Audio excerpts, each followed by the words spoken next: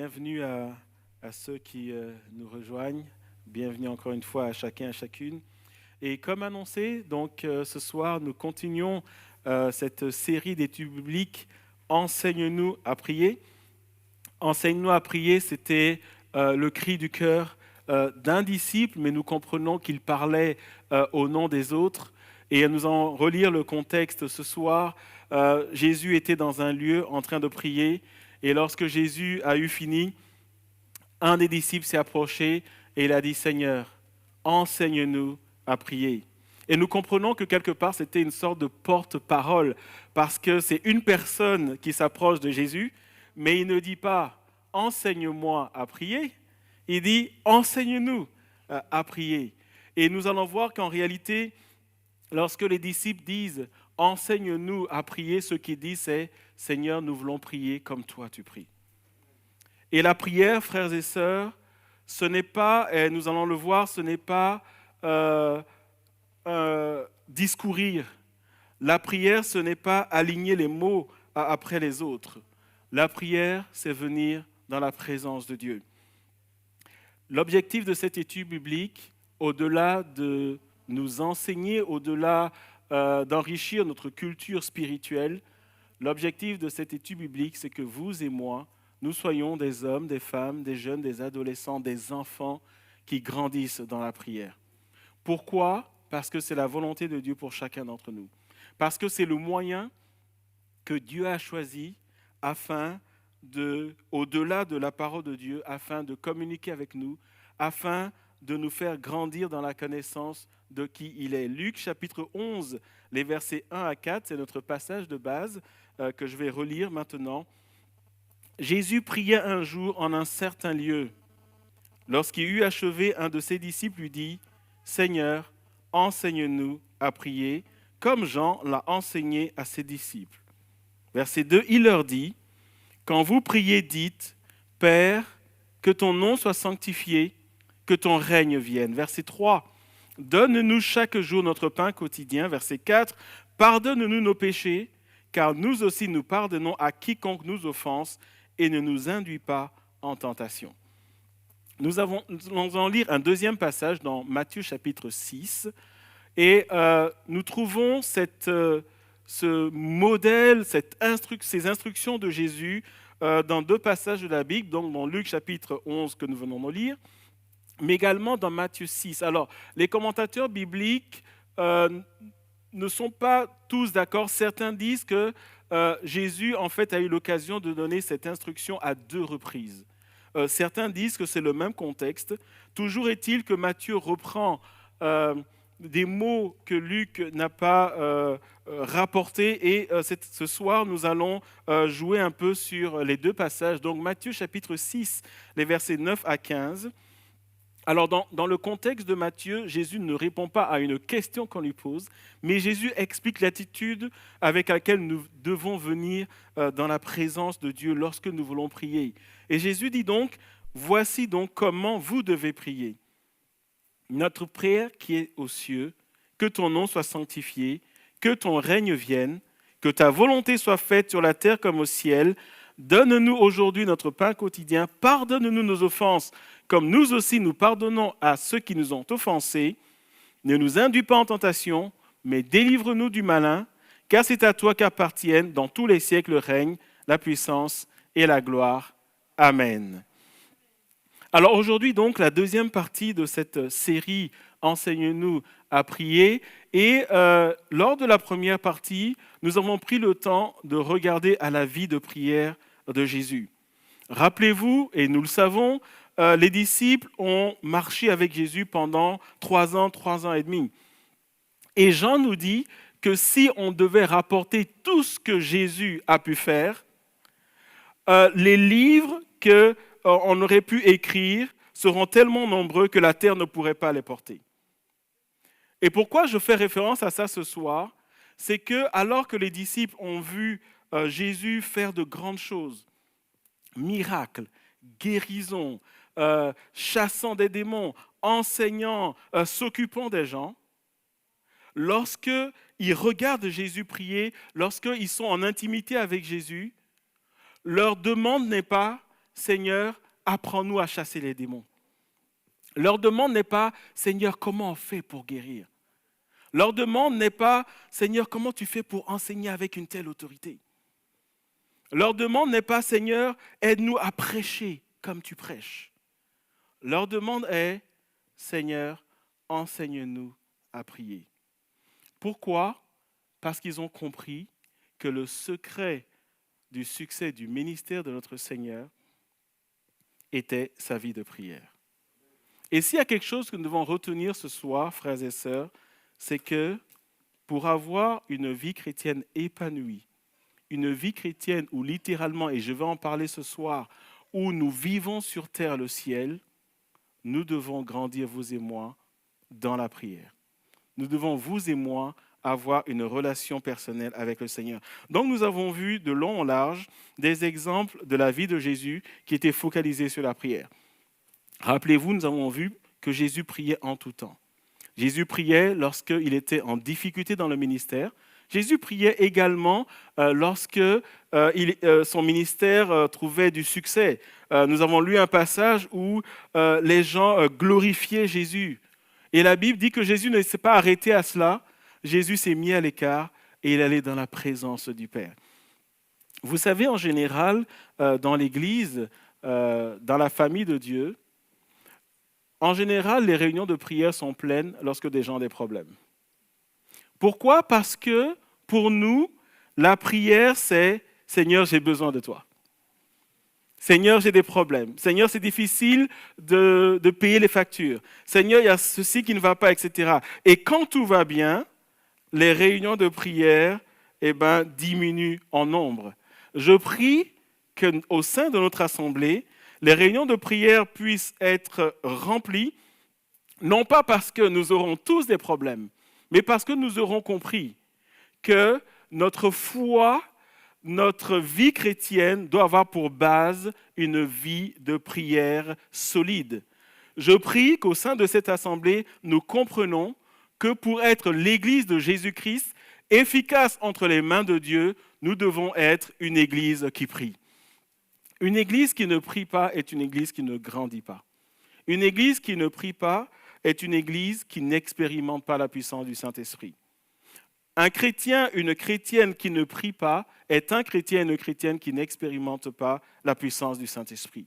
Un chrétien, une chrétienne qui ne prie pas est un chrétien, une chrétienne qui ne grandit pas dans sa foi, qui fait du surplace, qui tourne en rond. Et quelle que soit notre situation spirituelle, ma prière, c'est que vous et moi, nous puissions nous lever et que nous puissions décider d'être des hommes et des femmes de prière. Et la dernière fois, nous avons continué en regardant les principes de base de la prière. Rappelons-nous, lorsque les disciples disent à Jésus, « Enseigne-nous à prier », littéralement, ils disent, « Seigneur, donne-nous les clés, montre-nous comment nous pouvons avoir accès aux ressources du royaume de Dieu. Montre-nous comment nous pouvons avoir accès aux réalités du ciel. Seigneur, nous voulons prier comme toi. » Et j'aimerais vous dire ce soir, souvent, des chrétiens disent, « Moi, la prière, ce n'est pas mon truc. » J'aimerais que nous retenions ce soir que la prière, elle est pour tous les chrétiens. Elle est pour chaque chrétien. Ça n'a pas de sens de dire moi, la parole, ça va, mais la prière, j'ai du mal. J'aimerais que nous changions ce discours. Parce que lorsque Jésus répond à la demande qui lui a été faite, en réalité, Jésus s'adresse à chacun d'entre nous. Chacun d'entre nous, nous sommes appelés à grandir dans une dimension de prière telle que le Seigneur nous l'enseigne et à l'image de notre Seigneur. Les principes de base de la prière, nous avons commencé à voir que la prière, ce n'est certainement pas une liste de courses. Est-ce que vous êtes comme moi à un moment donné où, quand il s'agit de prier, nous disons 2-3 trucs et on ne sait plus quoi dire au Seigneur? Oui? Ou est-ce que je suis le seul qui a expérimenté ça? Vous êtes tous des guerriers dans la prière, c'est ça? J'accepte d'être le seul qui, à un moment de ma vie, au début de ma vie chrétienne, je venais dans la présence de Dieu, je disais 2-3 trucs, j'avais l'impression d'avoir prié 10 minutes, et quand je regardais ma montre, j'avais prié 30 secondes. Et là, je me dis, mais qu'est-ce que je vais dire à Dieu? Et vous savez, dans l'Église, il arrive que beaucoup de chrétiens, après des années dans la foi, ils disent, je prie, mais j'ai l'impression que je me parle tout seul. J'ai l'impression de faire un monologue. C'est toujours les mêmes mots, je dis la même chose à Dieu et je me décourage parce que je me dis, à quoi bon? Je ne fais que répéter les mêmes choses. La raison, c'est parce que souvent nous croyons que la prière, c'est discourir. Parce que nous croyons que la prière, c'est dire, Seigneur, voilà mes besoins. Mais nous avons vu ensemble la dernière fois, et si vous voulez revoir cet enseignement, vous l'avez sur Facebook ou sur YouTube, nous avons vu la dernière fois que la prière, c'est d'abord une rencontre avec Dieu. La prière, c'est rencontrer Dieu. La prière, c'est venir dans sa présence. Je vous invite à, et je ne vais pas refaire l'enseignement de la dernière fois, mais lorsque vous lisez Matthieu 6, il est frappant de voir que, avant que Jésus dise, quand vous priez, dites ceci, Jésus a d'abord dit, mais lorsque tu pries, quand tu pries, toutes les fois où tu pries, entre dans ta chambre, ferme la porte et ton Père qui est là dans le secret te le rendra. La prière, c'est d'abord une rencontre avec Dieu, c'est d'abord venir dans la présence de Dieu. Tant que tu ne comprends pas que prier, c'est d'abord aller à la rencontre de Dieu, ta vie de prière ne décollera pas. Parce que la base, c'est une relation avec le Seigneur. Dieu veut nous conduire dans une intimité profonde avec lui. Et c'est réellement, littéralement, venir au pied du Seigneur. La prière, c'est dire, Seigneur, je viens dans ta présence. Dans Hébreux chapitre 10, verset 19, il nous est dit, ainsi, frères et sœurs, nous avons par le sang de Jésus l'assurance d'un libre accès au sanctuaire. Frères et sœurs, la prière, c'est entrer par la porte ouverte. J'aimerais que nous saisissions dans nos esprits que lorsque on est un enfant de Dieu, nous avons un accès libre dans la présence du Dieu vivant. Vous savez, beaucoup de chrétiens vivent comme s'ils n'avaient pas accès à la présence de Dieu. À partir du moment où un enfant de Dieu, qui a l'Esprit de Dieu, est disposé à venir dans la présence de Dieu, la Bible nous dit qu'il est accueilli par le Seigneur. Parce que Jésus a ouvert le chemin. Chacun d'entre nous, au moyen du sang de Jésus, au moyen du sacrifice de Jésus à la croix, nous avons un libre accès au sein des saints. Nous avons un libre accès à la présence de Dieu. Et j'aimerais juste que nous saisissions que nous sommes juste en train de dire que aussi faibles que nous soyons, nous connectons avec le Créateur des cieux et de la terre. Nous connectons avec celui qui nous a créés. Nous connectons avec le Dieu Tout-Puissant. Et ce soir, je vais aller plus en profondeur par rapport à ce principe de venir dans la présence de Dieu. Mais avant cela, commençons à décortiquer, si vous voulez bien, le début de la réponse que le Seigneur a donnée quand un disciple a dit au nom de tous, enseigne-nous à prier. Jésus a commencé à dire, quand vous priez. Et le mot traduit en français par quand, le mot grec traduit signifie toutes les fois, signifie aussi longtemps que, dès que, lorsque. En d'autres termes, ce que Jésus est en train de dire, on apprend à prier en priant. Vous savez, nous aujourd'hui, on est du genre, on veut tout savoir avant de commencer. Si je dis ça, comment ça va se passer? Comment on fait? Ah, et oui, et alors, etc. Mais Jésus dit, la prière est une formation sur le tas. Et on grandit tout en pratiquant la prière. Et une autre manière de rendre la réponse de Jésus, c'est que Jésus s'attend à ce que, il s'attend, le verbe attendre, pas Jésus s'attend, d'accord? Voilà, vous n'avez pas capté? Non, c'est pas grave. D'accord, je continue. Donc, Jésus s'attend du verbe attendre. Jésus s'attend à ce que vous et moi, nous prions, à ce que la prière soit au cœur de notre vie. Parce que quand il leur répond, il leur dit, lorsque et toutes les fois que vous priez. Donc Jésus ne dit pas, écoute, si tu le sens, viens prier. Jésus dit, c'est au cœur de ta vie. Et chaque fois que tu pries, voilà l'attitude que tu dois avoir, comme tu le fais régulièrement. Et c'est les deux choses que j'aimerais faire ressortir ce matin. Et d'une certaine manière, ce que Jésus est en train de dire, c'est choisis un lieu, choisis un temps et viens dans la présence de Dieu. Et commence, et persévère. Et au fur et à mesure que tu le fais, tu vas voir qu'il va y avoir des changements. Tu vas voir que Dieu va commencer à te parler. Vous savez, souvent, lorsqu'on entend des chrétiens dire j'ai commencé à prier et Dieu m'a parlé, on est mystifié. On se dit waouh, il est connecté avec Dieu. Mais la vérité, c'est que au début, on vient dans la présence de Dieu, on commence à lui parler et parfois on ne sent rien. Mais la Bible dit par la foi, Dieu écoute la prière. Par la foi, les yeux du Seigneur sont sur toi. Reviens dans sa présence. Et tu vas voir que plus tu désires lui parler, plus tu désires le connaître, à ce moment-là, il y a des mots qui vont venir dans ta pensée. À ce moment-là, tu seras comme dirigé et tu vas petit à petit grandir dans la prière.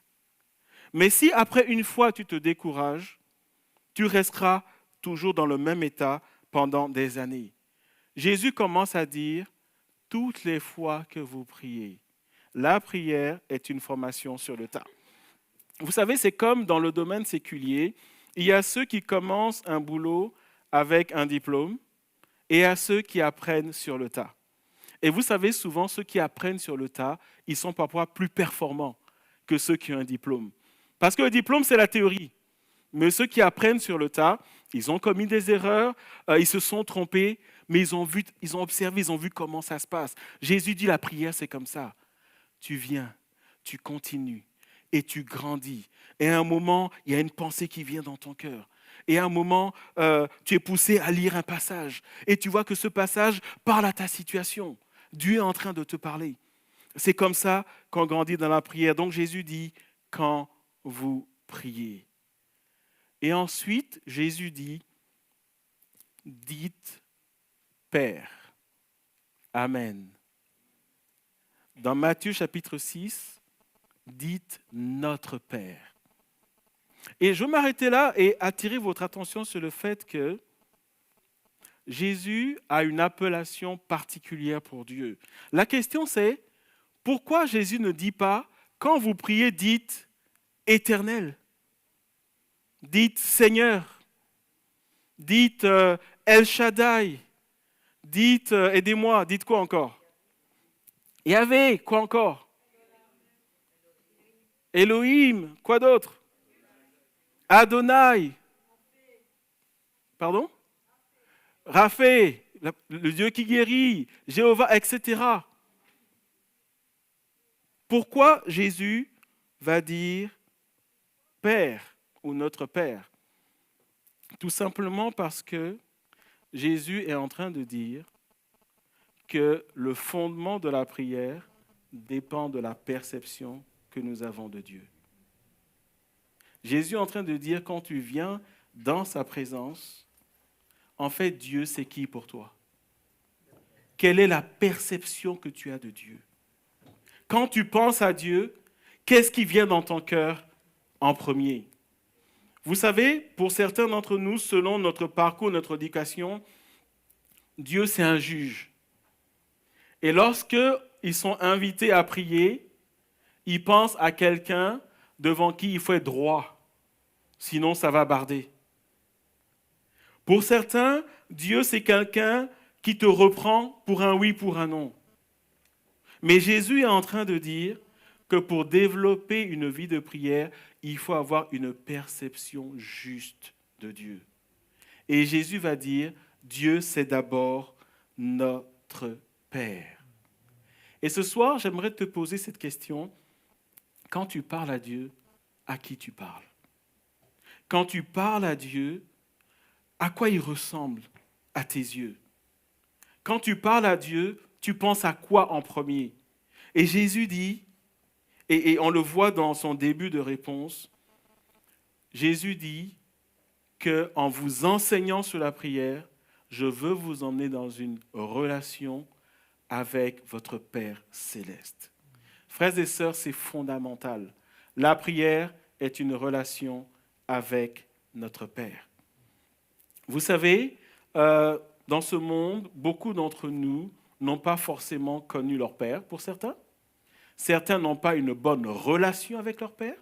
Certains n'ont pas grandi avec leur Père. Et force est de constater que pour ces personnes-là, lorsqu'elles deviennent chrétiennes, c'est compliqué d'avoir une relation avec Dieu. Pourquoi? Parce qu'ils n'ont pas la perception de ce qu'est un père et de ce qu'un père est censé faire. Et souvent, quand ces personnes sont amenées à se confier en Dieu, ces personnes ont du mal. Quand ces personnes sont amenées à avoir confiance en Dieu, ces personnes ont du mal. Et souvent, c'est des personnes qui, à un moment, sont en colère contre Dieu. Pourquoi? Parce que la notion paternelle a été cassée à leurs yeux. Parce qu'il y a un manque. Vous savez pourquoi le diable détruit les familles? Pourquoi le diable va pervertir le rôle du père? Quand vous allez, par exemple, aux États-Unis, il est prouvé que la plupart des jeunes, des adolescents grandissent sans leur père parce que soit leur père est absent, et ça c'est une constante, leur père est peut-être en prison, il est mort, etc. Et nous avons des générations d'hommes et de femmes qui vivent sans accepter et sans respecter l'autorité, des hommes et des femmes qui n'ont aucune notion de ce qu'est un père. Et lorsque ces personnes se convertissent, il y a toujours ce poids qui est là. Il y a toujours ce fardeau qui est là. Et si tu es là ce soir, je veux t'inviter à prier et à dire, Seigneur, aide-moi à te percevoir comme un père. Amen. Parce que Jésus dit que le fondement de la prière, c'est une relation avec notre Père céleste. Et la question c'est, pourquoi? Pourquoi Père? Encore une fois. Pourquoi notre Père céleste? Lorsqu'on parle d'un Père, il y a deux dimensions qui doivent nous venir à l'esprit. Lorsqu'on parle d'un papa, un papa, je dirais, il a plusieurs rôles, mais on va essayer de résumer ça en deux rôles fondamentaux. Le premier rôle d'un père, c'est un rôle d'autorité.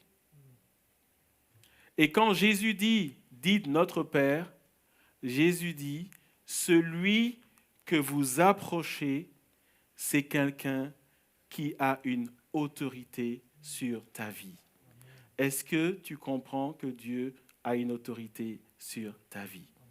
Est-ce que tu comprends que Dieu, ce n'est pas ton copain, mais Dieu est une autorité spirituelle sur ta vie? Et cette autorité, elle n'est pas là pour t'écraser, elle n'est pas là pour te faire du mal, elle est là pour t'aider à te développer dans chaque aspect de ta vie. Le deuxième aspect du rôle d'un père, c'est une dimension de prendre soin, une dimension de veiller, une dimension d'accompagner, une dimension d'être là quand tu as besoin de lui, une dimension de t'as peur, ton père dit je suis avec toi, une dimension de quelqu'un qui te dit t'es important à mes yeux, une dimension de quelqu'un qui dit je t'aime, je prends soin de toi, j'ai établi des projets de paix pour toi. Et Jésus est en train de dire que lorsque nous venons dans la présence de Dieu, premièrement, reconnaissons son autorité dans notre vie. Deuxièmement, comprenons que Dieu se soucie de nous, que Dieu nous aime, que nous sommes précieux aux yeux du Seigneur. Et je peux déjà dire que cet aspect va répondre à tous ceux d'entre nous qui parfois sont en colère contre Dieu ou ne comprennent pas que Dieu ne répond pas à leurs prières. À un moment donné, dans Luc chapitre 11, et nous le verrons dans cette série, Jésus va dire, lorsque vous, des pères célestes, aussi méchants que vous êtes, vous donnez de bonnes choses à vos enfants, à combien plus forte raison votre Père céleste va donner le Saint-Esprit à ceux qui le lui demandent. Vous savez, parfois, certains disent, j'ai demandé ceci à Dieu, il ne m'a pas donné. J'aimerais vous dire que si Dieu ne vous a pas donné quelque chose, c'est parce qu'il vous aime et c'est pour votre propre bien. Et voyez-vous, lorsque vous percevez Dieu comme Père et que vous demandez quelque chose et que vous ne l'avez pas reçu, vous en êtes arrivé à dire « Seigneur, je te loue ». Parce que si tu ne me l'as pas donné, c'est pour mon bien, parce que tu es mon Père. Chaque fois que je parle avec un chrétien et ce chrétien me dit « je suis en colère contre Dieu », je comprends tout de suite que cette personne ne perçoit pas Dieu comme un Père. Cette personne a un problème avec l'autorité de Dieu dans sa vie. Parce que lorsque nous acceptons l'autorité de Dieu dans nos vies, parce que lorsque nous comprenons que Dieu est notre Père, quelles que soient les épreuves par lesquelles nous passons, nous comprenons que le Seigneur, il est au contrôle. Même lorsque nous ne nous saisissons pas, parce qu'il est notre Père, nous recevons par la foi qu'il est au contrôle, qu'il prend soin de nous et qu'il va nous bénir. Et que si sa bénédiction tarde, nous l'attendrons, elle viendra certainement. Et je veux nous encourager, frères et sœurs, à dire « Seigneur, révèle-toi à nous comme notre Père ». Et remarquez, Jésus en est au début de sa réponse. C'est comme si Jésus disait, si vous ne percevez pas Dieu comme votre Père, vous ne pouvez pas grandir dans une relation de prière. Vous ne pouvez pas grandir dans une intimité avec lui. La notion de Père également nous invite, Jésus nous invite à comprendre que le Seigneur veut développer une relation d'intimité avec nous. Vous savez, personnellement, j'ai eu une excellente relation avec mon Père. J'ai eu, et je le répète, une excellente relation avec mon Père. Et quand je me suis converti, ça m'a beaucoup aidé. Mon Père a contribué à faire grandir dans mon cœur, ou en tout cas à établir une estime de moi. Par exemple, quand j'étais petit, mon père m'appelait et me disait « Franck, donne-moi ton avis là-dessus ». Vous savez, quand vous appelez votre fils et qui ne comprend pas grand-chose, mais vous lui dites « Donne-moi ton avis », le message que je recevais de mon père, c'est « Ton avis compte. Tu es quelqu'un. Je suis ton père, mais tu es une personne à part entière. » Et j'ai grandi en ayant une excellente relation avec mon père jusqu'à ce qu'il décède. Ça ne veut pas dire qu'il était toujours d'accord avec moi ou j'étais toujours d'accord avec lui. Je me rappelle que j'ai été puni. Mais je me rappelais aussi que chaque fois que mon père me punissait, c'était pour mon bien qu'il le faisait. Pourquoi ? Parce qu'il avait pris le temps de bâtir une estime de soi dans mon cœur. Il m'avait fait comprendre qu'il m'aimait, que j'étais important pour lui, ce qui fait que quand j'étais puni, je n'avais jamais dans mon cœur l'impression que mon père ne m'aimait pas. Est-ce que vous me suivez ? Et quand je me suis converti, ça m'a aidé à accepter Dieu comme mon Père et à me soumettre à son autorité. Ce que Jésus nous dit, c'est, pour grandir dans une relation avec Dieu, il est important que nous percevions Dieu comme notre Père. Dans Romains chapitre 8, verset 15, il est dit « Et vous n'avez pas reçu, donc vous et moi, nous n'avons pas reçu un esprit d'esclavage pour être encore dans la crainte, mais vous avez reçu un esprit d'adoption par lequel nous crions « Abba, Père ». Le terme traduit, ou le terme « Abba », qui est traduit par « Père », c'est un terme qui va exprimer l'affection filiale. Quand cet esprit dit « Abba, Père », cet esprit dit « Je suis ton enfant, je suis heureux de l'être, je t'appartiens et tu es mon Père ». Et ce passage, je répète, il dit « Et vous n'avez pas reçu ». Ce passage nous rappelle que lorsque nous avons donné notre vie au Seigneur, le Saint-Esprit est venu en nous. Et le Saint-Esprit, qu'est-ce qu'il nous pousse à dire ? Qu'est-ce qu'il est appelé à faire grandir dans mon cœur ? C'est de reconnaître et de comprendre que Dieu est avant tout et aussi mon Père. Est-ce que Dieu est ton Père ? Est-ce que tu comprends que Dieu est ton Père ? Est-ce que tu perçois Dieu comme ton Père ? Et à tous ceux qui disent « Amen, oui, oui », je vous invite juste à vous poser la question suivante. Dans ma vie chrétienne, lorsque je marche au jour le jour, est-ce que je traite Dieu comme mon Père ? Dans ma manière de me comporter, dans ma manière de lui parler, dans ma manière de marcher selon sa parole. Est-ce que je traite Dieu comme mon Père? Galates chapitre 4, verset 6 dit la même chose.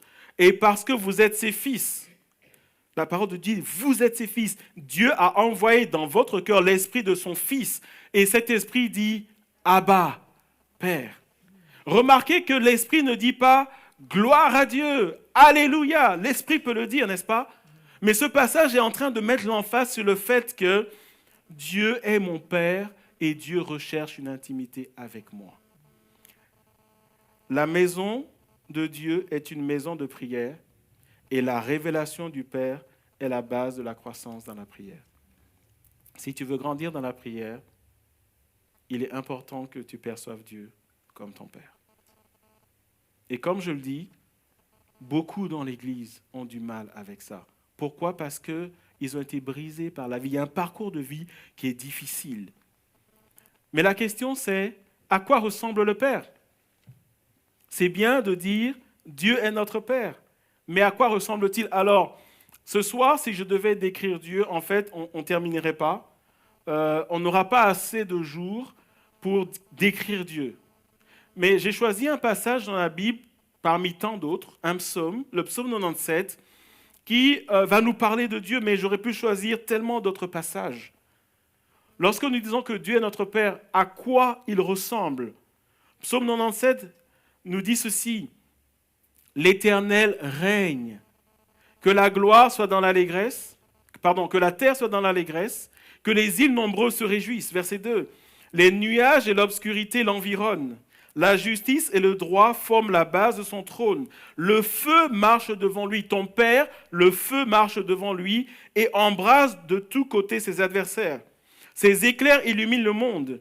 La terre le voit et tremble. Verset 5. Les montagnes fondent comme de la cire devant l'Éternel, devant le Seigneur de toute la terre. Ça, c'est ton Père. Verset 6. Le ciel proclame sa justice et tous les peuples voient sa gloire. Verset 7. Ils sont couverts de honte, tous ceux qui servent les sculptures sacrées, qui se vendent de leurs faux dieux, que tous les dieux se prosternent devant lui. Verset 8. Sion l'entend et se réjouit. Les villes de Juda sont dans l'allégresse à cause de tes jugements éternels. Car toi, Éternel, tu es le Très-Haut qui domine toute la terre. Tu es bien au-dessus de tous les dieux. Vous qui aimez l'Éternel, ayez le mal en horreur. Il garde ses fidèles, il les délivre des méchants. La lumière est semée pour le juste et la joie pour ceux dont le cœur est droit. Juste, réjouissez-vous en l'Éternel et célébrez sa sainteté par vos louanges. Tous ceux qui disent, mais à quoi ressemble Dieu? Voilà une partie de ce à quoi Dieu ressemble. Et quand vous relisez ce passage, il est dit que notre Père, il est grand. Notre Père, il est puissant. Notre Père, il est saint. Quand il se lève, des choses se passent. Et il y a une image qui dit, quand il se lève, les montagnes fondent. D'autres passages disent, quand Dieu se lève de son trône, ses ennemis se dispersent. Il nous est dit ici que quand il agit, les choses tremblent. Et lorsque Jésus dit, quand vous priez, dites « Notre Père », Jésus nous invite à voir Dieu comme il est. Et j'aimerais vous dire ce soir que tant que nous ne verrons pas Dieu comme il est, nos prières ne seront pas exaucées. Pourquoi?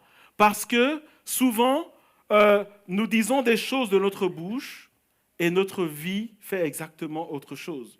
Souvent, nous sommes là, tel dit, prie pour moi que Dieu me guérisse. Et on prie pour que Dieu guérisse. Et quand on finit de dire Amen, tu peux entendre cette personne dire, oh, j'espère vraiment que ça va aller mieux.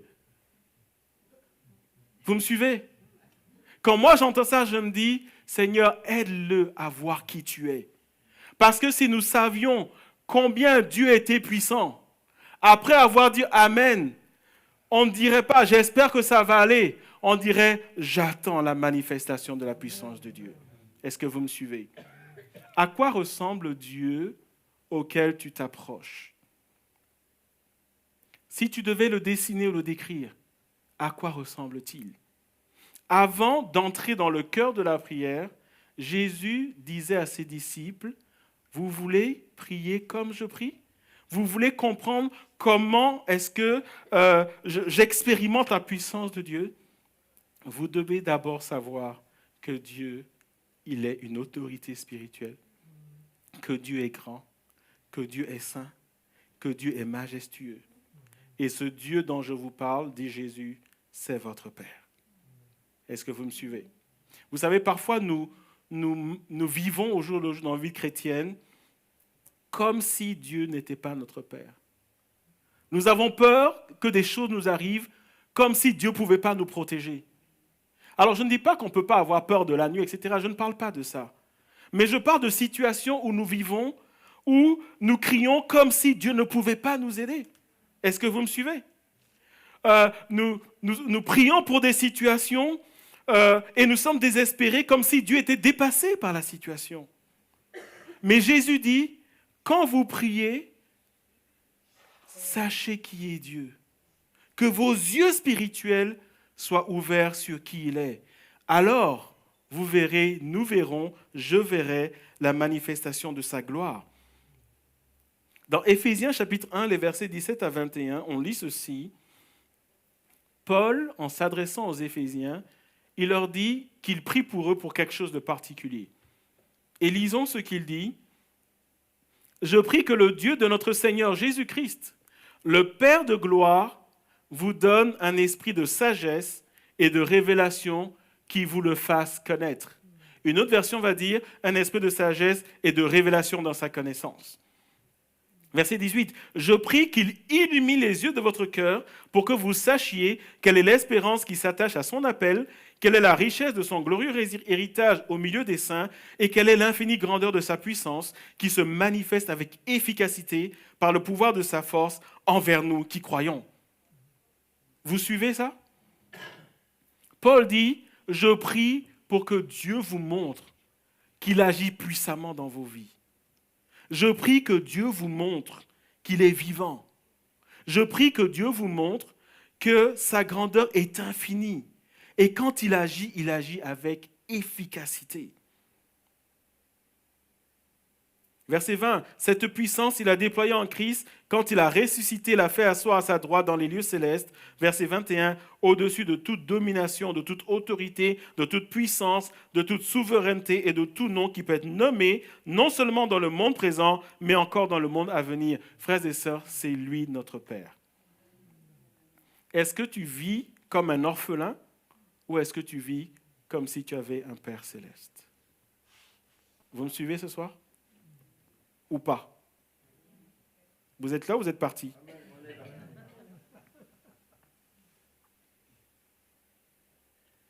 La révélation du Père, frères et sœurs, elle est importante. Et vous et moi, nous devons prier, Seigneur, ouvre nos yeux spirituels. Lorsque tu viens dans la présence de Dieu, à qui tu parles? À qui tu parles? Le Père de Jésus, c'est lui que je viens de te décrire. C'est lui que la Bible décrit. Et nous allons continuer dans cela. Jésus voulait vraiment que les disciples comprennent que pour grandir dans une vie de prière, il faut apprendre à voir le Seigneur dans sa gloire, dans sa puissance, dans sa splendeur. Et encore une fois, il leur précise, ce Dieu-là, c'est votre Père.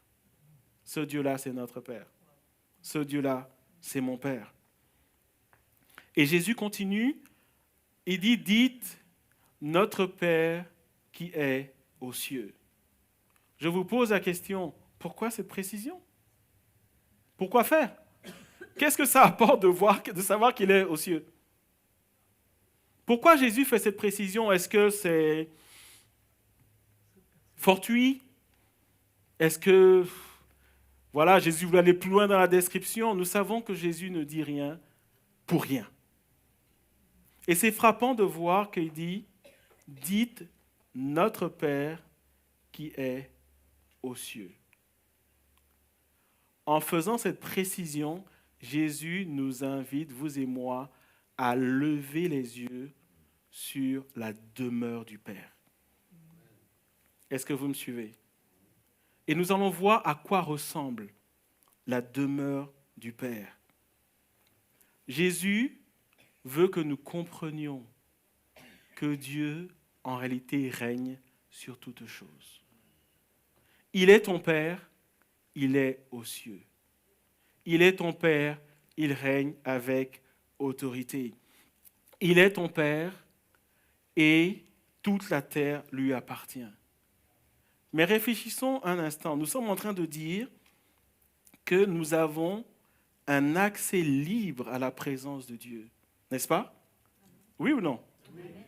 Et Jésus dit, celui que vous approchez, en réalité, il règne aux cieux.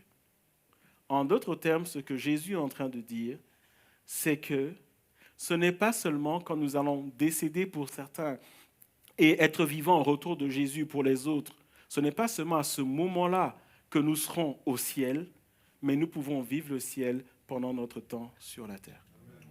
Est-ce que vous me suivez? La traduction basique de ça, c'est que dans ma vie chrétienne, je peux expérimenter la présence de Dieu. C'est ce qui se passait dans la vie de Jésus. Je vais vous donner un exemple. J'anticipe un peu ce que je vais vous dire, mais je vous donne quand même un exemple. Lorsque nous prions pour quelqu'un et nous lui imposons les mains et que Dieu le guérit, ce qui se passe surnaturellement, c'est que nous vivons sur la terre la réalité du royaume des cieux. Est-ce que vous me suivez? Et quand Jésus dit, dites notre Père qui est aux cieux, Jésus dit, ouvrez vos cœurs à vivre le ciel pendant votre marche sur la terre. Jésus est en train de dire, tu peux expérimenter Dieu sur la terre. Jésus est en train de dire, on va quitter les prières qu'on fait comme une récitation. On va rentrer dans une relation avec notre Père qui est le créateur des cieux et de la terre et nous nous attendons à le voir se manifester dans notre quotidien. Est-ce que vous me suivez? Et c'est frappant de voir que Jésus déblaye vraiment le terrain avant de commencer à dire, maintenant quand tu es devant lui, dis-lui ceci. C'est ce que nous verrons prochainement lorsqu'on va commencer à voir que signifie donne notre pain quotidien, etc. Mais nous, quand on nous dit de prier, on commence par donne notre pain quotidien, n'est-ce pas? Mais Jésus dit non. C'est un peu comme si Jésus dit viens, on va les prier. Et toi, tu arrives avec un bout de papier, un parchemin. Voilà, on va prendre un parchemin. Et Jésus dit, mais qu'est-ce que tu as entre les mains? Et tu dis, mais ce sont mes requêtes. Et Jésus dit, donne-moi ton parchemin et le déchire devant toi. Tu dis, mais qu'est-ce que tu fais? Et Jésus dit, non, mais tu n'as pas compris. Venir dans la présence de Dieu, prier, ce n'est pas une liste de courses. Venir dans sa présence de Dieu, c'est d'abord savoir qui il est. C'est d'abord désirer sa présence. C'est d'abord s'attendre à ce qu'il se manifeste dans ta vie. Parce que ton Père, il est aux cieux. Et quand tu viens dans sa présence, tu peux vivre le ciel. Le ciel, c'est aussi le lieu de l'autorité. C'est le lieu de la domination sur tout pouvoir, sur toute autorité spirituelle. Dans Colossiens chapitre 3, versets 1 à 2, il nous est dit ceci. « Si donc vous êtes ressuscités avec Christ, recherchez les choses d'en haut, où Christ est assis à la droite de Dieu. Attachez-vous aux réalités d'en haut et non à celles qui sont sur la terre. » Ce passage nous dit que nous devons nous attacher aux choses du royaume de Dieu. Et ça tombe bien, parce que notre Père, il est aux cieux. Une autre manière de le dire, pour grandir dans la prière, nous devons apprendre à nous détacher de l'amour que nous avons pour les choses terrestres et rechercher les choses du royaume de Dieu. Est-ce que vous me suivez? Je vais le dire différemment. Apprenons à vivre selon les principes du royaume de Dieu et non pas selon les principes du monde. Le monde nous pousse à douter. Le royaume de Dieu nous invite à faire preuve de foi. Le monde nous dit que ce n'est pas possible. La parole de Dieu dit que rien n'est impossible à Dieu. Et ce soir, je veux juste vous poser la question suivante. T'affectionnes-tu aux choses du ciel ou t'affectionnes-tu plutôt aux choses de la terre? Dans 2 Corinthiens chapitre 4, verset 18, Paul va plus loin lorsqu'il parle aux Corinthiens. Il dit « Ainsi, nous regardons non pas à ce qui est visible, mais à ce qui est invisible, car les réalités visibles sont passagères et les invisibles sont éternelles. » La Bible nous dit de rechercher les choses qui sont au ciel. Et Jésus nous rappelle que notre Père, il est au ciel. Maintenant, la question, c'est à quoi ressemble le ciel? C'est bien beau de dire notre Père qui est aux cieux. Mais à quoi ressemble le ciel? Nous allons lire un passage qui, et je le prie, ouvre nos yeux sur des réalités spirituelles. Apocalypse chapitre 4. Nous allons lire les versets 1 à 11 et nous allons décortiquer ce passage. Apocalypse chapitre 4, versets 1 à 11. L'apôtre Jean est ravi en esprit, il a une vision. Et avec ces faibles mots, il va essayer de décrire ce qu'il a vu. Et en réalité, il a une vision du ciel. Et ensemble, nous allons lire ces passages et nous allons décortiquer. On ne va pas décortiquer tous les versets, on n'aurait pas assez de temps. Mais je veux juste, au travers de ceci, nous montrer ce que Jésus essaie d'enseigner. Ce que Jésus essaie de nous dire à propos du Père qu'il prie, du Père qui se manifeste dans sa vie, au point où les disciples ont dit, nous voulons prier comme toi. Nous voulons vivre ce que tu vis. Et Jésus n'a pas dit, non, non, vous ne pouvez pas.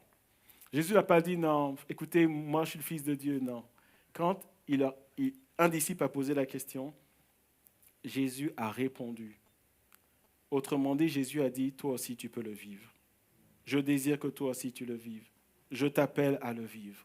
Vous savez, quand nous lisons dans la parole de Dieu que Jésus a prié et son Père l'a exaucé, le Seigneur veut nous amener dans une dimension où nous prions le Père et nous vivons l'exaucement de nos prières.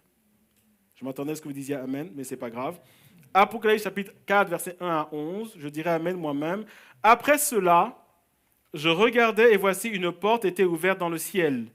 La première voix que j'avais entendue comme le son d'une trompette et qui me parlait dit « Monte ici et je te ferai voir ce qui doit arriver dans la suite. » Aussitôt je fus ravi en esprit et voici il y avait un trône dans le ciel et sur ce trône quelqu'un était assis. Celui qui était assis avait l'aspect d'une pierre de jaspe et de sardoine et le trône était environné d'un arc-en-ciel semblable à de l'émeraude. Verset 4. Autour du trône je vis 24 trônes et sur ces trônes 24 vieillards assis revêtus de vêtements blancs et sur leur tête des couronnes d'or. Du trône sortent des éclairs, des voix et des tonnerres. Devant le trône brûlent 7 lampes ardentes qui sont les 7 esprits de Dieu. Verset 6. Il est encore devant le trône comme une mer de verre semblable à du cristal. Au milieu du trône et autour du trône, il y a 4 êtres vivants remplis d'yeux devant et derrière. Le premier être vivant est semblable à un lion, le second être vivant est semblable à un veau, le troisième être vivant a la face d'un homme et le quatrième être vivant est semblable à un aigle qui vole. Verset 8.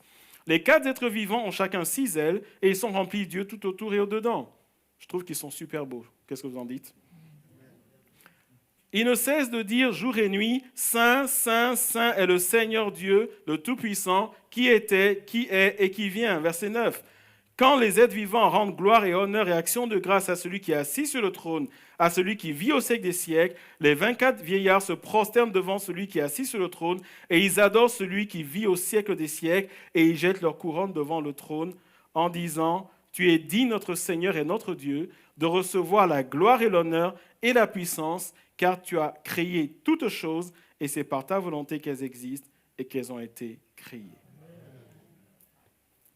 Décortiquons ce passage ensemble, verset par verset. Nous sommes en train de voir, quand Jésus dit « Notre Père qui est aux cieux », à quoi ressemble le ciel. Verset 1.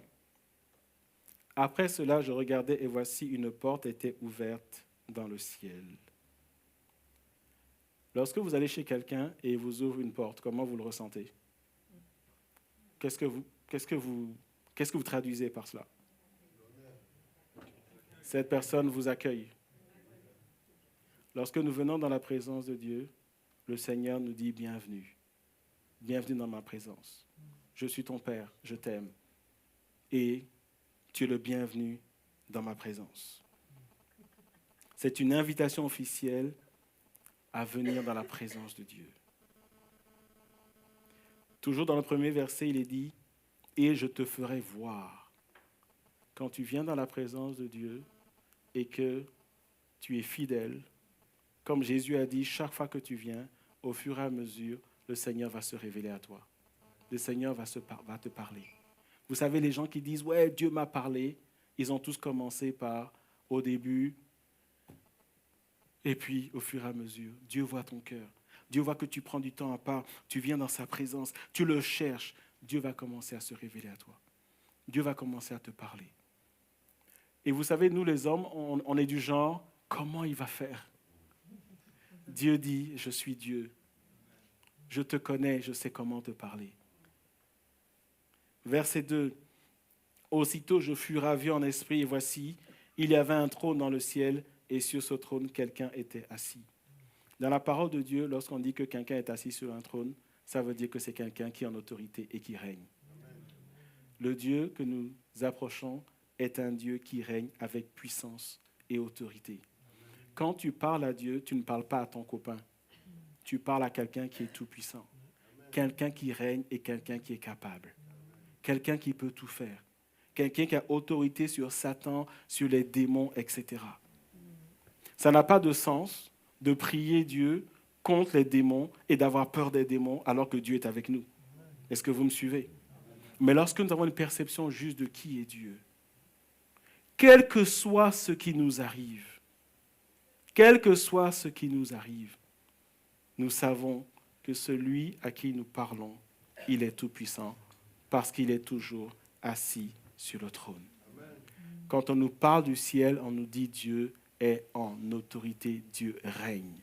C'est pour ça qu'au cours de son ministère, à un moment donné, il y avait les vents qui soufflaient, il y avait la mer qui se déchaînait. Jésus s'est levé et il a dit, taisez-vous. Et tout s'est calmé. Pourquoi? Parce que le Père de Jésus a autorité sur toutes choses et même sur les éléments naturels. La question est, ton Père, il a autorité sur quoi? Mon Père à moi, il a autorité sur toutes choses. Et normalement, c'est ton Père à toi aussi, si ta vie appartient à Jésus. Et le Seigneur veut que nous comprenions que ce soit comme ça. Verset 2. J'ai dit verset 2, donc on parle de l'autorité. Verset 3. Celui qui était assis avait l'aspect d'une pierre de jaspe et de sardoine, et le trône était environné d'un arc-en-ciel. Pierre de jaspe, de sardoine, on nous parle trône environné d'un arc-en-ciel semblable à de l'émeraude. Ce sont des pierres précieuses qui nous invitent à comprendre que Dieu est d'une beauté infinie, que Dieu est grand, que Dieu a une splendeur infinie, tellement grande qu'on ne peut le décrire. Et un point d'attention, le trône sur lequel est assis, c'est une image évidemment, est environné d'un arc-en-ciel. Frères et sœurs, un arc-en-ciel vous fait penser à quoi dans la Bible? Allez, vous êtes trop spirituel là. Le déluge. Mais l'arc-en-ciel est venu après le déluge. Et, vous avez raison, l'alliance, mais qu'est-ce qu'il y a derrière l'alliance? Une promesse. Et qu'est-ce que Dieu a dit? Dieu a dit, je ne détruirai plus. En d'autres termes, je fais compassion. Le Dieu qui est ton Père et qui règne dans les cieux est un Dieu de compassion. C'est un Dieu qui t'accueille. Quand tu tombes et que tu demandes pardon, il te relève et il continue. Ton Dieu est un Dieu de compassion. Ce n'est pas quelqu'un qui est nerveux et qui attend que tu fasses une erreur pour te zigouiller. Est-ce que vous me suivez? Il y a des chrétiens qui ont peur de Dieu. Pas dans le sens crainte de son nom, comme ça a été prêché dimanche, mais dans le sens j'ai peur de lui. Mais on nous dit que ce Dieu qui est en autorité, son trône est environné d'un arc-en-ciel qui est une invitation à un cœur de compassion. Ton Père a un cœur de compassion. Quand tu as fauté, reviens vers lui, il t'accueille, tu confesses ton péché et tu continues ta route. Est-ce que vous me suivez? Verset 4, autour du trône, on nous parle de 24 trônes avec 24 vieillards qui sont assis. Ils sont revêtus de vêtements blancs. Et on se dit, mais qu'est-ce qu'ils font là, ceux-là? Qu'est-ce qu'ils font là? Ces 24 vieillards, ils vont représenter les hommes qui, auparavant, étaient ennemis de Dieu à cause de leurs péchés, mais qui, au travers du sang de Jésus, ont vu le pardon des péchés et peuvent demeurer dans la présence de Dieu. vous et moi, nous pouvons demeurer dans la présence de Dieu. Et les vêtements blancs symbolisent la justice de Dieu. Quand Dieu te voit, il te voit au travers du sacrifice de Jésus. C'est pour ça que tu peux vivre dans ta présence. Et c'est tellement important que les chrétiens arrêtent de s'auto-flageller. Je suis un pécheur, je suis un pécheur, je suis un pécheur.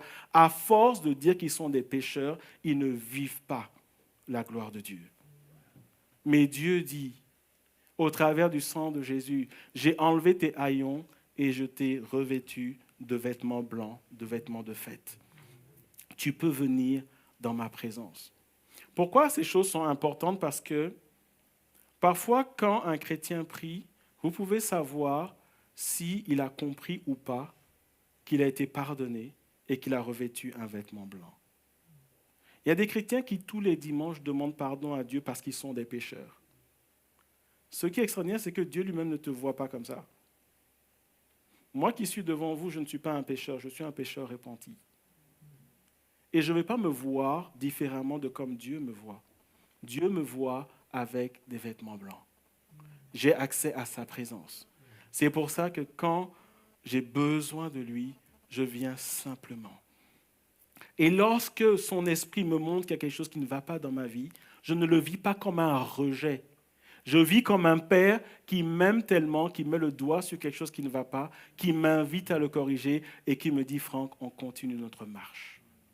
Est-ce que vous me suivez? Tout dépend en réalité de la perception que vous avez de Dieu. Ces 24 vieillards, vêtements blancs, mais ils ont aussi des couronnes d'or. Pourquoi ont-ils des couronnes d'or? Ça symbolise l'autorité qui leur est donnée. Vous vous rappelez cet enseignement du pasteur Gilmer Roman qui nous rappelait que Jésus a dit « Comme le Père m'a envoyé, moi aussi je vous envoie ». Et il a continué en expliquant que Jésus nous envoie avec l'autorité que nous avons au travers de son esprit. Frères et sœurs, les chrétiens ont reçu du Seigneur l'autorité pour œuvrer en son nom. Et nous devons nous voir comme le Seigneur nous voit.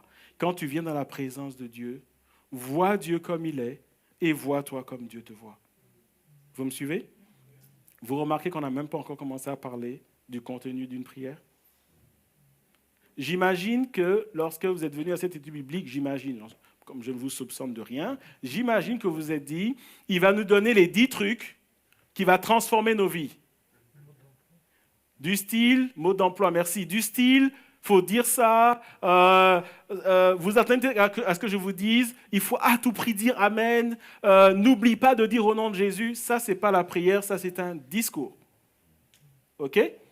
Quand Jésus enseigne la prière, il dit d'abord, est-ce que tu sais que la prière, c'est venir dans la présence de quelqu'un? Ensuite, il dit, ce quelqu'un, sais-tu que c'est ton Père qui règne dans les cieux, qui a toute puissance et qui t'a donné aussi l'autorité. Et c'est comme si Jésus est en train de dire que la prière doit être basée sur ces choses. Tu perçois Dieu et tu grandis dans la perception de qui est Dieu. Et tu te vois surtout comme Dieu te voit. Verset 6. Il y a encore devant le trône comme une mer de verre semblable à du cristal. Au milieu du trône et autour du trône, il y a 4 êtres vivants remplis de Dieu devant et derrière. Quand on lit ce passage, on dit, mais qu'est-ce qu'ils font là, ceux-là? On se dit, waouh, quelle horreur. Verset 8, les 4 êtres vivants ont chacun 6 ailes en plus. D'abord, ils ont des yeux devant, derrière, ils ont des yeux partout. Ensuite, ils ont des ailes. Ils sont remplis de Dieu tout autour et au-dedans. Ils ne cessent de dire jour et nuit, Saint, Saint, Saint est le Seigneur Dieu, le Tout-Puissant, qui était, qui est et qui vient. Analysons cela. Ils sont dans la présence de Dieu. Ils sont un peu monstrueux, on va dire. On va dire entre guillemets parce que c'est la parole de Dieu quand même. D'accord? Mais la Bible nous dit qu'il y a un seul mot qui est prononcé dans la présence de Dieu. Et ce seul mot, c'est le mot saint. Celui qui est ton Père a pour caractéristique fondamentale la sainteté. Est-ce que tu le sais? Est-ce que tu le sais dans ta manière de vivre? Il y a beaucoup de chrétiens qui ne voient pas l'exaucement de leur prière Parce qu'ils ne marchent pas dans une vie de sanctification. Souvent on dit, mais j'ai prié, Dieu n'a pas fait. Mais est-ce que ton cœur honore Dieu? Vous me suivez? Est-ce que ton cœur glorifie Dieu? Je ne t'invite pas à être parfait. Je t'invite à aimer Dieu au point de refuser d'attrister son esprit. Et ça, c'est la crainte de son nom. Mais avant de quitter nos 4 amis, allons un peu plus loin. On nous dit que jour et nuit, ils disent Saint, Saint, Saint, Saint. Je trouve qu'ils ont beaucoup de souffle. Qu'est-ce que vous en dites? Si on me dit qu'ils ont dit ça pendant 1 heure, je me dis, ok, c'est des gens qui se sont entraînés au marathon, donc ils tiennent la distance. D'accord? Mais c'est jour et nuit. Jour et nuit. Et là, c'est bizarre. Ils ne sont pas fatigués. Qu'est-ce que vous en dites? Ça, quand tu lis ça, tu te dis, est-ce qu'on veut vraiment aller au ciel? Ça va être épuisant, cette affaire. D'accord? Mais plus sérieusement, allons dans ce passage où il nous est dit qu'ils sont autour du trône. Et quand nous lisons les versets, on nous dit qu'il y a splendeur, il y a tonnerre, etc. Et la manière de comprendre ce passage, c'est que nos 4 amis, ils sont là, ils sont devant la gloire de Dieu et disent « Waouh! Waouh! Oh, waouh! » En fait, chaque seconde qui passe, ils rentrent dans la grandeur, dans la splendeur du Dieu infini. Et ils sont tellement éblouis que ce qui sort de leur entraille, c'est « Oh, il est saint! Waouh! » Dieu se manifeste au fur et à mesure et ils sont juste éblouis. Et ça, frères et sœurs, c'est ce qu'on appelle l'adoration. Quand nous venons dans la présence de Dieu et que nous percevons qui il est, ce qui monte dans nos cœurs, c'est l'adoration. C'est pour ça que nous commençons nos cultes par l'adoration. Jésus dit, quand tu viens dans la présence de Dieu, commence à voir qui il est. Commence à l'adorer afin que ton âme s'élève dans sa présence. Et vous savez, tous ceux qui expérimentent et qui grandissent dans l'adoration, quand ils viennent avec une liste de courses, quand ils commencent à prier, la liste change. Pourquoi? Parce que quand on commence à adorer le Seigneur, nous allons voir un exemple tout à l'heure, quand on commence à adorer le Seigneur, nos préoccupations laissent la place à sa grandeur. Et au lieu de dire, Seigneur, s'il te plaît, fais-le, on est en mode, Seigneur, je te loue pour ta fidélité. Parce qu'on sait qu'il va agir de toute façon, parce qu'il est notre Père, parce qu'il prend soin de nous. Vous me suivez ce soir? La prière commence par l'adoration. La prière commence à élever Dieu parce qu'il est grand et parce qu'il est digne d'être adoré et d'être élevé. En fait, ce que nos 4 amis sont en train de dire, c'est nous sommes tellement éblouis, il est trop grand, il est trop merveilleux, il est tellement puissant, il est tellement redoutable. Et lorsque nous saisissons ces choses, notre foi en est fortifiée. Et lorsque nous prions, nos prières sont empreintes de foi. Amen. Jésus continue. Et là, je vais lire plutôt Matthieu chapitre 6, verset 9, dans 2 versions, lui, second et second 21. Après avoir parlé et dit, notre Père qui est aux cieux, il dit, voici donc comment vous devez prier. Notre Père qui est aux cieux, que ton nom soit sanctifié. La version second 21 va apporter une tournure qui rend bien l'expression de Jésus. Notre Père céleste, que la sainteté de ton nom soit respectée. Jésus est en train de dire, je vous invite à venir adorer Dieu, mais adorez-le avec respect. Adorez-le avec révérence. Respectez-le. C'est une invitation en tant que chrétien à savoir le Dieu que nous adorons et à l'honorer dans tout ce que nous faisons. Est-ce que tu honores Dieu dans ta vie? Je ne dis pas est-ce qu'il t'arrive de commettre des erreurs. Je dis, quand tu n'as pas commis une erreur, est-ce que tu honores Dieu? Ou est-ce que ça te fait ni chaud ni froid? Jésus nous dit venir dans la présence de Dieu, c'est l'honorer. Jésus continue, verset 10, toujours dans Matthieu 6. « Que ton règne vienne, que ta volonté soit faite sur la terre comme au ciel. » Lorsque tu viens dans la prière, Jésus t'invite à désirer que son règne vienne, que sa volonté soit faite. C'est ce que communément nous appelons un transfert du ciel vers la terre. En réalité, ce que Jésus est en train de dire, c'est que la prière commence par la révélation de qui Dieu est. Quand, au fur et à mesure, tu comprends que Dieu est grand, que Dieu est ton Père, que Dieu est juste merveilleux, ce qui monte de ton cœur, ce n'est pas une liste de courses, c'est l'adoration. Et quand tu adores Dieu, ta foi commence à grandir. Et quand ta foi grandit, tu dis, Seigneur, oh, je réalise combien tu es bon, combien tu es grand, combien tu es merveilleux. Seigneur, que ces choses se passent dans mon cœur, dans ma vie, dans mon couple, dans ma famille, autour de moi, dans notre Église, dans notre génération. Que ton règne vienne, c'est, Seigneur, tu es tellement bon, enseigne-moi ta bonté. Aide-moi à manifester ta bonté. Seigneur, tu es un Dieu tellement fidèle. Aide-moi à être un homme, une femme fidèle. Seigneur, tu es tellement compatissant, remplis mon cœur de compassion. Seigneur, aide-nous à vivre au diapason de ton royaume. Seigneur, dans mon couple, aide-moi à être un mari selon ton cœur, parce que j'ai découvert ton cœur. Aide-moi à être un père selon ton cœur, parce que j'ai découvert ton cœur. Aide-moi à être un frère dans l'église selon ton cœur, parce que j'ai découvert ton cœur. Seigneur, que ton règne vienne dans ma vie, dans mon église, dans ma génération, dans nos cités, etc., etc. Et on n'a pas encore commencé la liste de courses. La prière n'a pas encore vraiment commencé.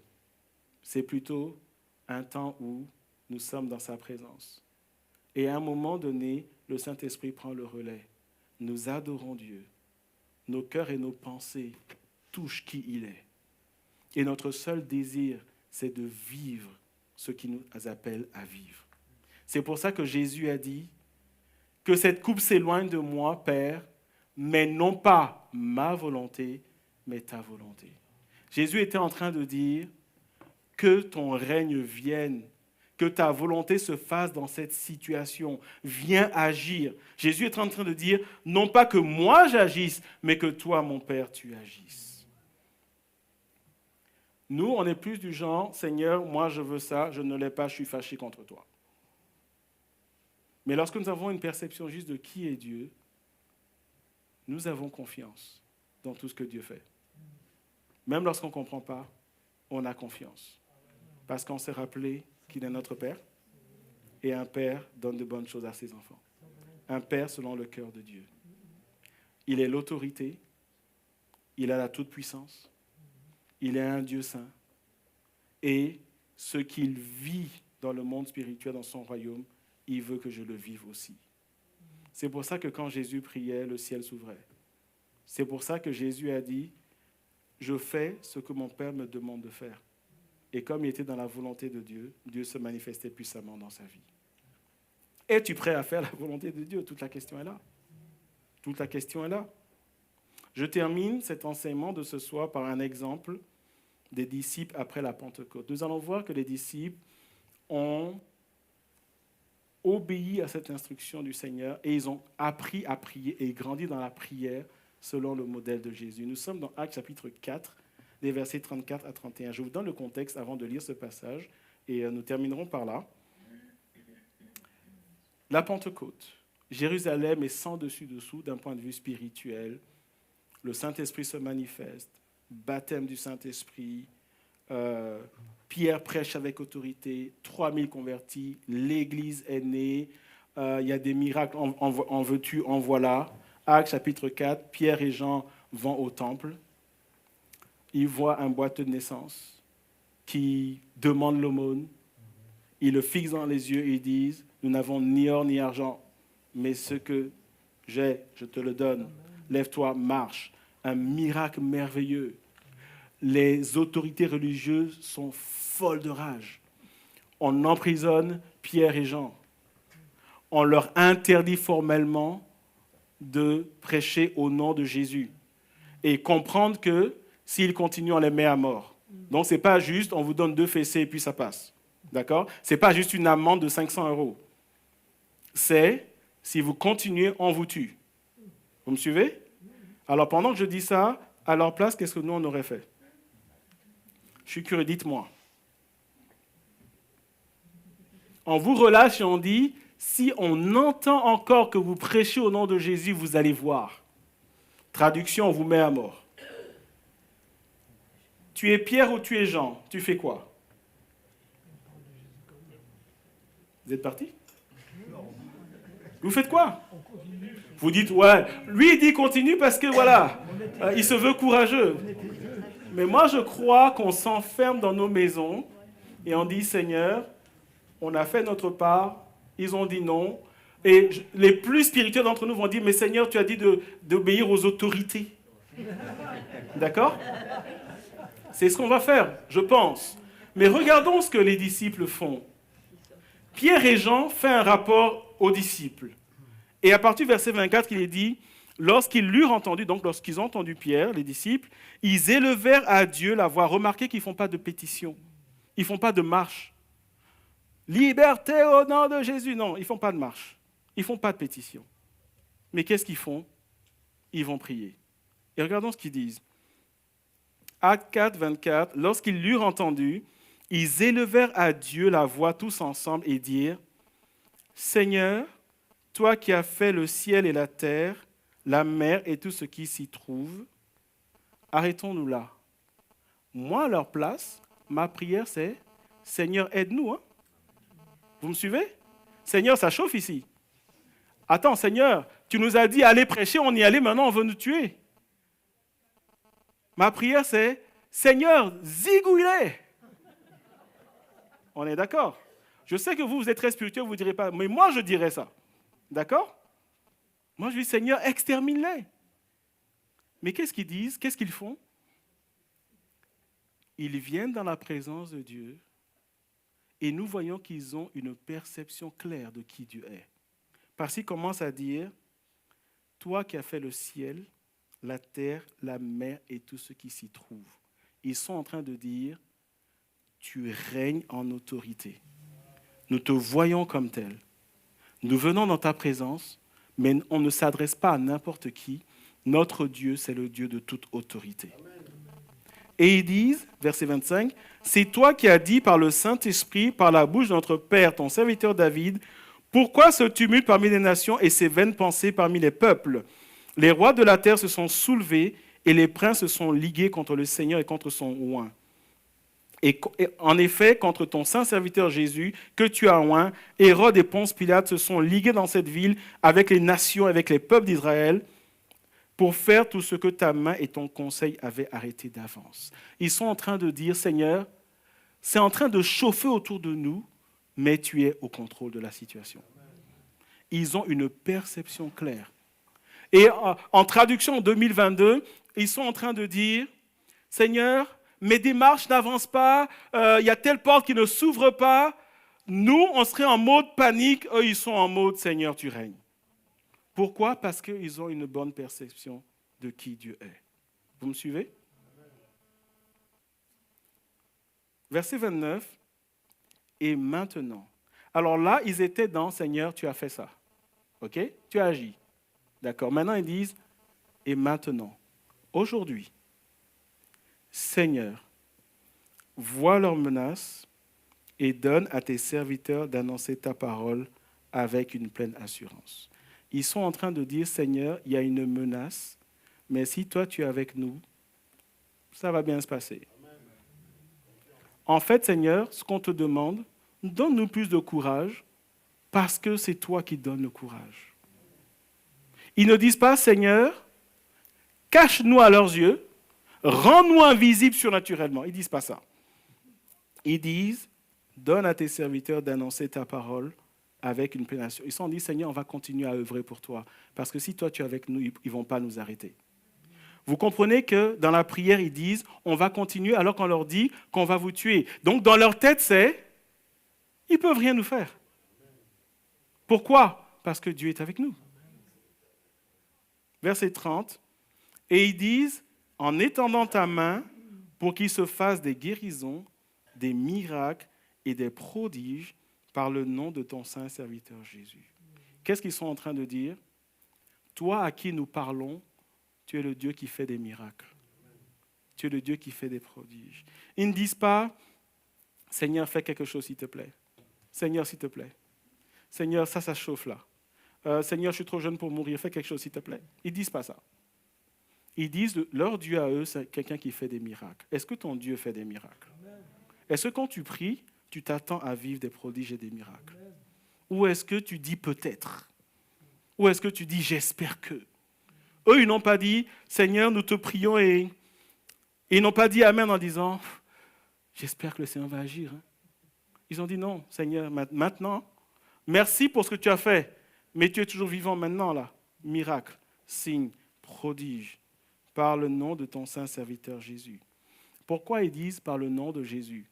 Parce qu'ils savent qu'ils ont accès dans la présence du Père au moyen du sacrifice de Jésus. Donc il dit, Seigneur, ne nous vois pas nous comme on est, mais vois-nous au travers de ton Fils Jésus. Vois-nous justifier et agis pour nous, parce que c'est toi qui nous appelles. Et enfin, donc, la prière est finie. Remarquez qu'ils n'ont pas dit Amen, histoire de dire que ce n'est pas parce qu'on n'a pas dit Amen que Dieu ne veut pas écouter la prière. Okay? Verset 31, quand ils eurent prié, le lieu où ils étaient assemblés trembla, ils furent tous remplis du Saint-Esprit et ils annoncèrent la parole de Dieu avec assurance. Relisons ce passage. Quand ils eurent prié, le lieu où ils étaient trembla. Pourquoi le lieu a tremblé? Pourquoi le lieu a tremblé? Oui, la puissance, mais pourquoi le lieu a tremblé? Quand nous avons lu Apocalypse chapitre 4, il nous est dit, et vous le voyez aussi dans les psaumes, il nous est dit que dans la présence de Dieu, il y a des tonnerres, il y a la puissance qui se manifeste. Et quand ils ont prié, en ayant une perception juste de qui est Dieu, en mettant leur foi en action, en disant que tu es capable de toutes choses, qu'est-ce qui s'est passé? Il y a eu un transfert du ciel sur la terre. Ce qui se passait au ciel, tonnerre, etc., le Seigneur a envoyé une infime portion sur la terre.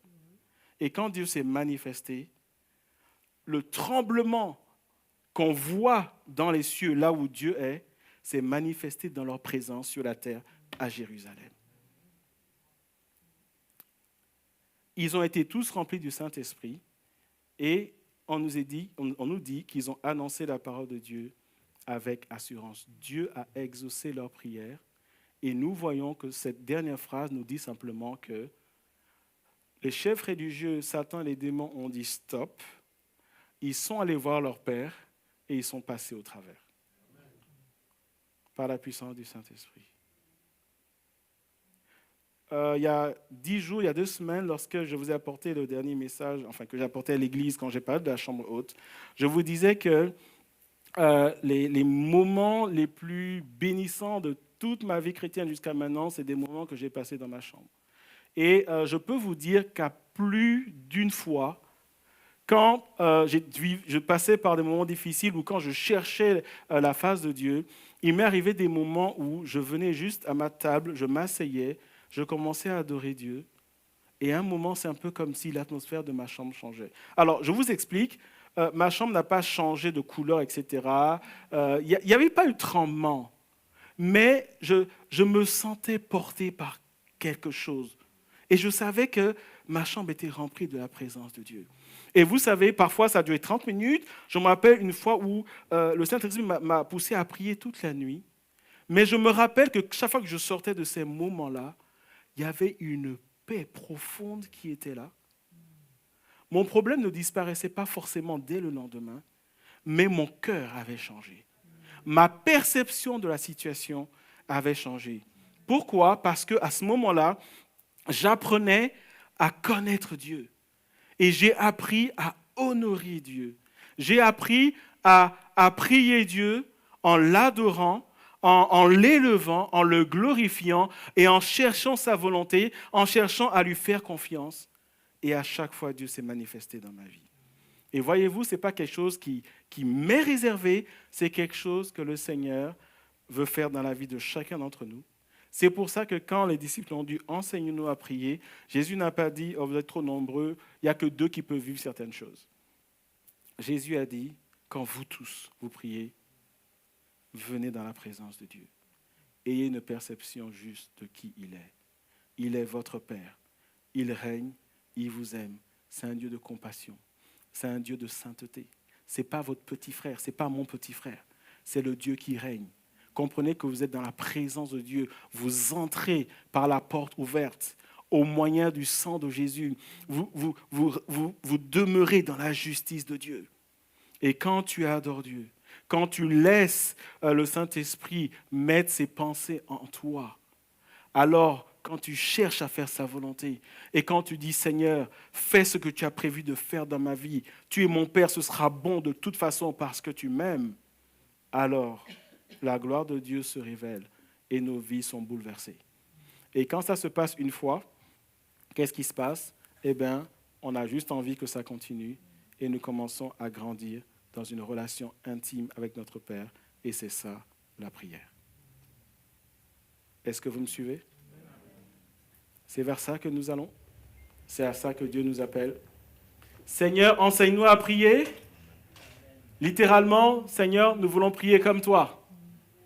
Et nous allons apprendre à prier comme Jésus a prié, parce que c'est la volonté de Dieu pour chacun d'entre nous. J'aimerais terminer ce soir en disant, et je pense que c'est le point le plus important ce soir, quelle est la perception que tu as de Dieu? Quand tu dis que tu pries, c'est quelle image de Dieu que tu as en tête en fait? Il y a des chrétiens qui pensent que Dieu, c'est quelqu'un, comme je l'ai dit tout à l'heure, c'est quelqu'un de très nerveux qu'il ne faut pas embêter. Tu dépasses d'un cheveu, le couperet tombe.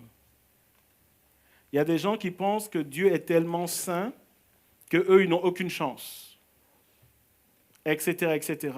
Et je pense que chacun d'entre nous, on a une certaine image de Dieu. Mais Jésus nous dit, apprends à le voir comme ton Père. Et ce soir, je nous invite à voir Dieu comme notre Père.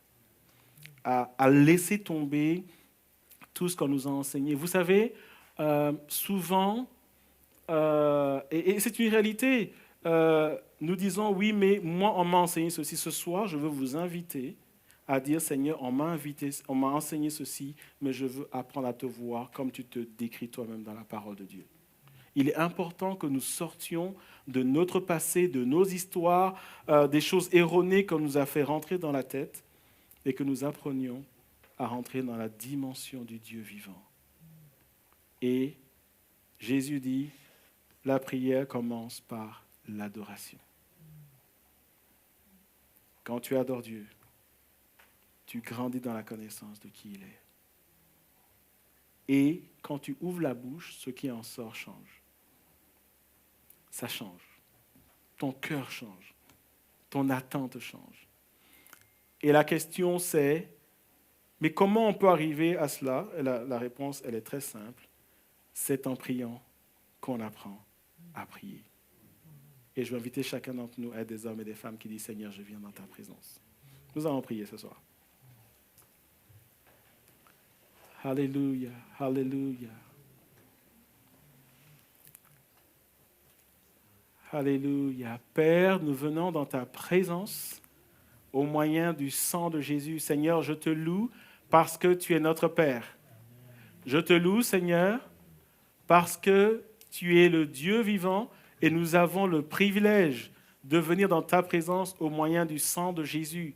Je prie qu'au travers de cette parole, Seigneur, qui est vraiment des percées spirituelles dans nos vies, afin, Seigneur, que nous apprenions à venir dans ta présence et à apprendre à te voir comme tu es. Je prie, Saint-Esprit, chaque fois que nous venons dans ta présence, que tu nous révèles qui est le Père, afin, Seigneur, que nos cœurs soient remplis d'adoration, d'honneur, de respect envers Dieu, afin, Seigneur, que nous élevions des mains pures vers toi, et afin, Seigneur, que les mots qui vont sortir de notre bouche soient des mots empreints de foi, comme les disciples qui t'ont demandé de faire des signes et des miracles alors qu'ils venaient d'être emprisonnés.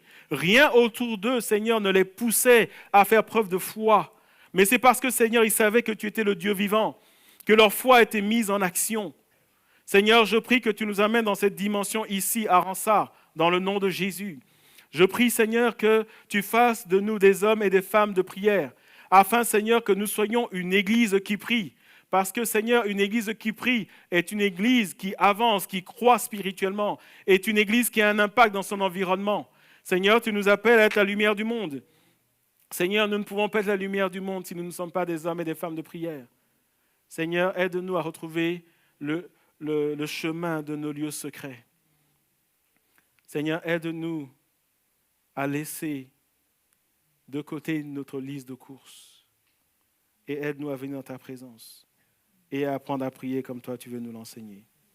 Je prie que tu bénisses cette parole dans nos cœurs et je prie, Seigneur, que tu nous aides à grandir dans la prière. Dans le nom de Jésus. Merci, Seigneur, parce que tu continues à être avec l'Église junior, Seigneur.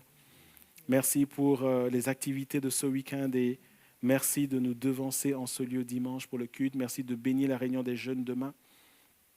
Seigneur, merci de continuer à œuvrer. Seigneur, merci pour le ciel qui est ouvert au-dessus de cette église. Merci pour l'œuvre du Saint-Esprit. Nous voulons te dire que nous avons soif de plus, Seigneur. Je te rends grâce et gloire dans le nom de Jésus. Amen.